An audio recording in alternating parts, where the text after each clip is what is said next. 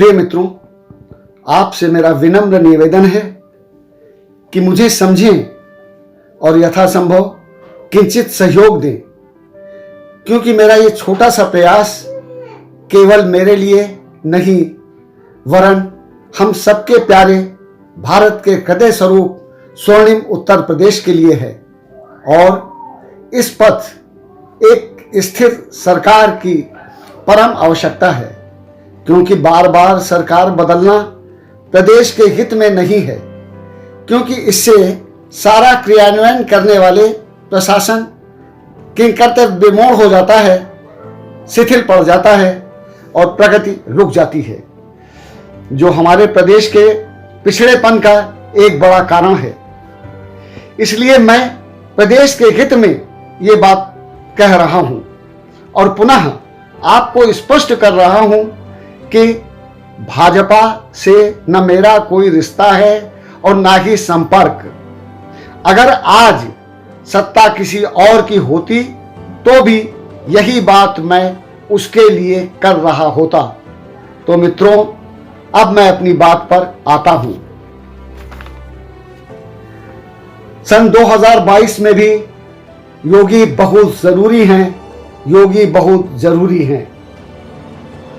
योगी आदित्यनाथ जो मुख्यमंत्री बनने से पहले गोरखपुर से सांसद थे, पूर्वांचल विशेषकर गोरखपुर और उसके आसपास के इलाके में योगी की साफ सुथरी, निर्भीक, न्यायप्रिय एवं ईमानदार नेता के रूप में ऐसी ख्याति थी कि सभी, चाहे वो हिंदू हो या मुसलमान, सब योगी का सम्मान करते थे, उनकी मानते थे तथा उन्हें योगी के नेतृत्व पर पूर्ण विश्वास था।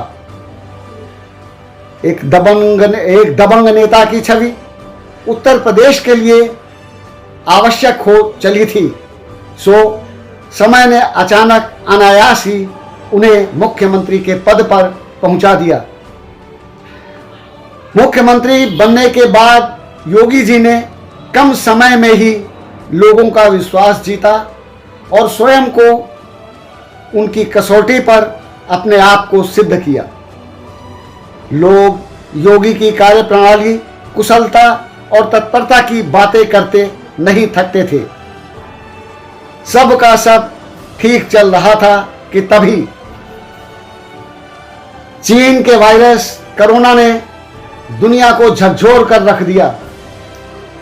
प्रतिदिन लाखों लाख लोग मरने लगे, उनके अंतिम संस्कार के भी लाले पड़ गए। विकास प्राप्त विकसित देश भी असहाय हो, बेबस हो गए। सारे विश्व की अर्थव्यवस्था पंगु हो गई। सब जगह सब ओर लॉकडाउन लग गया। सबके सब घरों में कैद हो गए अथवा कैद कर दिए गए। ऐसे में योगी को भी ऐसा ही करना पड़ा। कहते हैं कि जान है तो जहान है, अर्थात जब जान ही ना होगी तो सब रहा भी तो किस काम का, किसके लिए।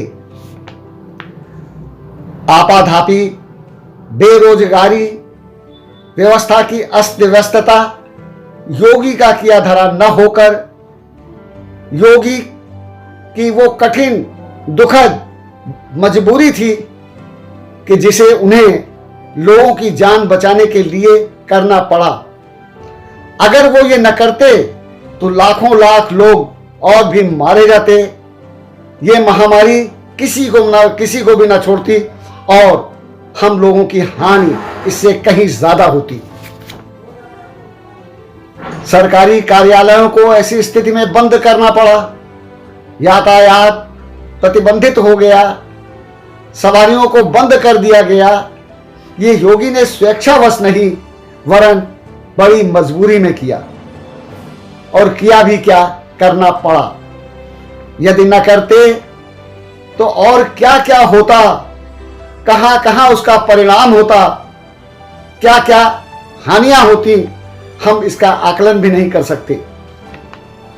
इतिहास साक्षी है कि ऐसी आपदाएं संसार पर जब जब आई हैं, तब तब महंगाई बेतहाशा बढ़ी है।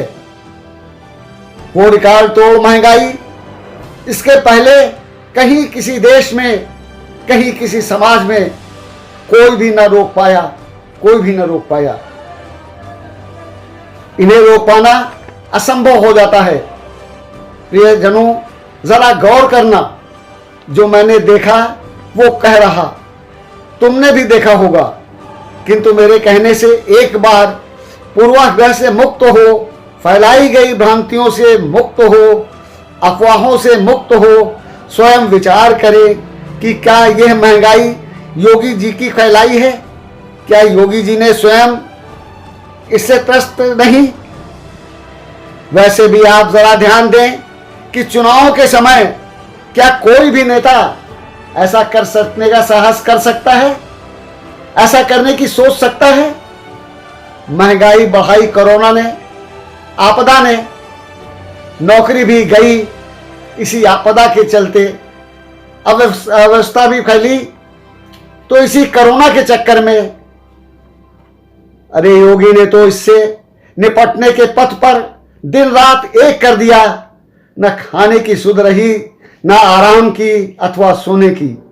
जूझता रहा, ये जूझता रहा सबके सामने, टीवी, समाचार पत्रों आदि के द्वारा। ऐसा कौन नहीं जानता?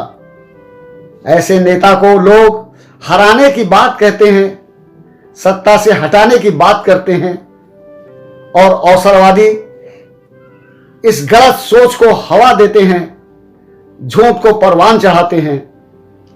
सच मानो दोस्तों, अगर योगी की जगह कोई और भी होता तो क्या करता? इस स्थिति इससे भी भयानक होती।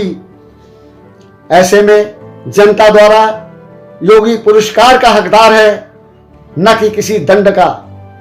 हमें उसे हर हाल में उत्तर प्रदेश के हित में जिताना ही होगा, अन्यथा हानि प्रदेश की होगी, हम सब की होगी। जय हिंद, जय भारत।